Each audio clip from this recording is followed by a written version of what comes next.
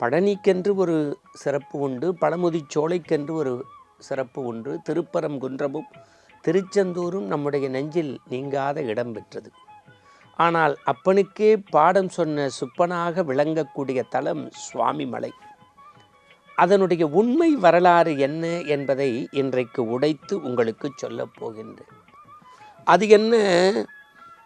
சுகவாழ்வு தரும் சுவாமிமலை. அது என்ன சுகவாழ்வு தரும் சுவாமிமலை? இந்த பிருகு மகரிஷி இதுவரை ஊடகங்களில் வெளிவராத உண்மை, அதனுடைய ஆழத்தை எடுத்து உங்களுக்கு தருகின்றோம்.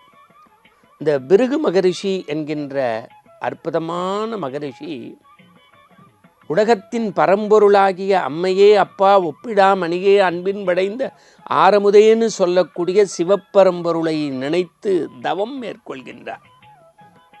அந்த தவத்திற்கு யாரும் இடைஞ்சல் செல்லக்கூடாது. அப்பேற்பட்ட கடும் தவம். ஒருவேளை யாராவது தடத்திற்கு அவர் கண்மூடி செய்யக்கூடிய பிருகு மகரிஷியின் தவத்திற்கு இடையூறு செய்தால் அவர்களுக்கு பிரம்ம ஞானம் மறந்து போகும்.